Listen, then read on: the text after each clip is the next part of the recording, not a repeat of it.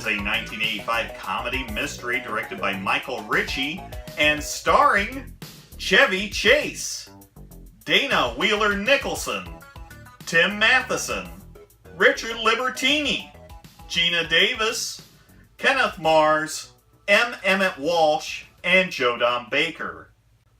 We meet our hero on the beach working on a story that he will write under the name Jane Doe. Every breath you take. Alan Stanwyck catches Fletch and offers him $1,000 to come to his house just to listen to a proposition. If you reject the proposition, you keep the 1,000. And your mouth shut. Does this proposition entail my dressing up as Little Bo Peep? It's nothing of a sexual nature, I assure you. Yeah, I assure you. Quips like that are going to come at you hot and fast in this flick, and the crazy part is, most of them land. I don't see how you can pass that up, Mr. Nugent. Ted Nugent. Is he going to shit his pants? Get the hard part. They get to the house and Alan wants Fletch to come to his home and murder him because he has cancer. Then head down to Rio for a year. Will you kill me?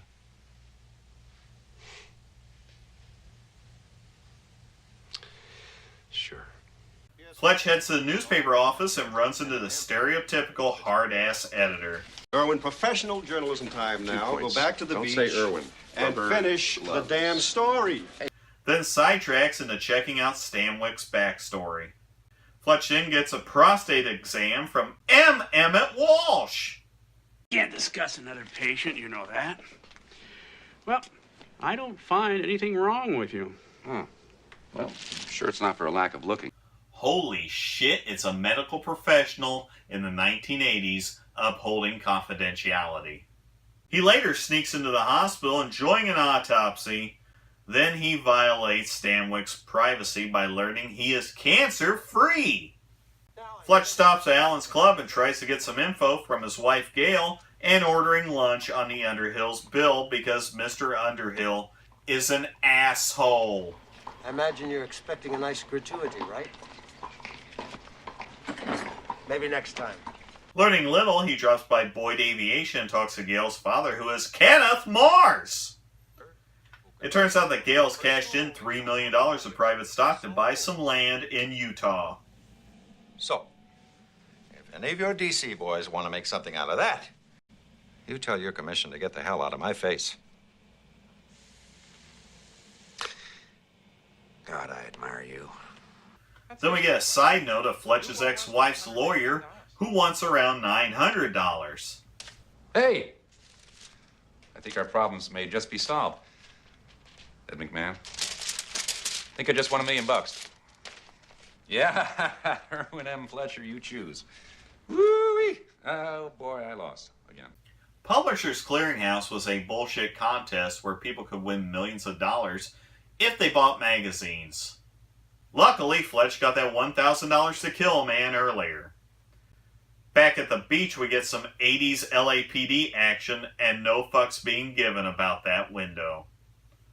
Fletch heads out to Utah, checking into the realtor's office, and learns that Alan only paid $3,000 for some sweet Utah property.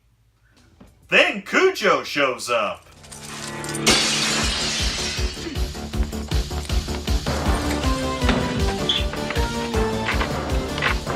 Fletch gets busted when he gets home and is taken to the chief of police, who happens to be Joe Baker.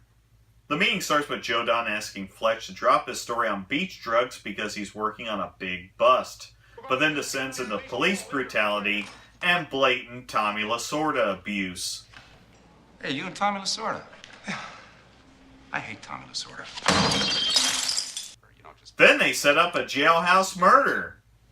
Will it be Fletch? Hey. I hate the beach anyway, man. This isn't my story.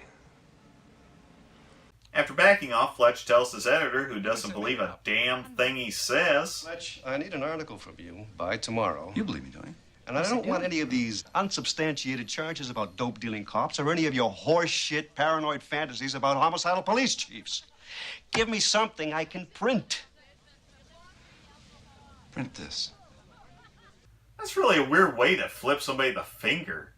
And Fletch learns that Alan is burning a ton of fuel for flying to Utah. He's probably flying elsewhere. Back at the club, Fletch meets up with Gale, ordering lunch on the Underhill's bill yet again, and reveals that everything is a bunch of bullshit. Fletch then stalks Alan, seeing him buy some gasoline and meeting Jodan on an overpass.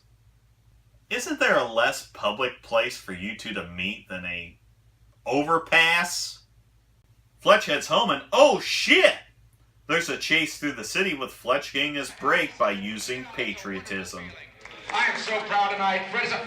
Oh, say, can you see by the dawn's early light? At the airport, Fletch learns that Mrs. Stanwyck is supposedly flying in to meet Alan from Utah.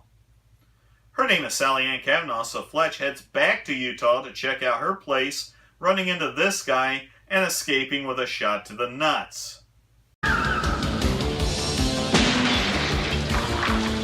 Thanks a lot.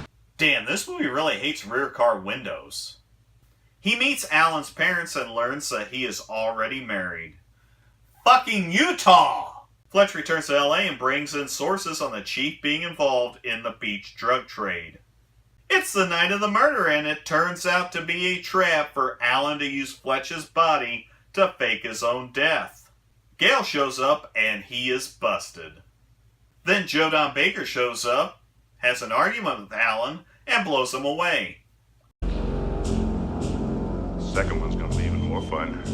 Jodan's kind of a psychopath in this movie.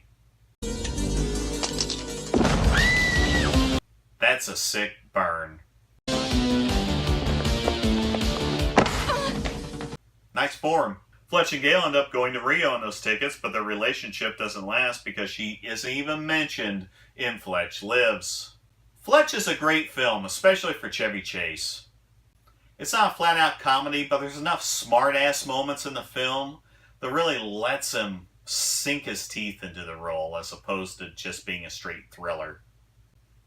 Ritchie balances the serious moments with the moments of absurdity that sort of go over the heads of everyone else in Fletch's world. We're the only ones that are in on the joke. The costume pieces tend to be a little overused, and the constantly jumping back and forth from Utah really taps the brakes on this film. In addition to that, it's kind of convenient that the journalist who is preparing to write a story about the drug trade turns out to be the guy that a person who is the mule for said drug trade is going to use to fake his death and run off with $3 million.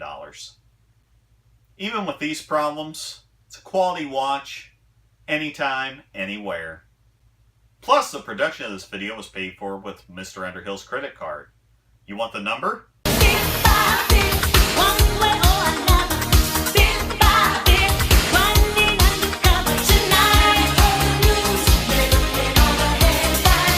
You know, if I did some sit-ups in the morning or bent over like this, I'd probably feel 100% Moon River. Whew. Thank you, Doc. You ever serve time?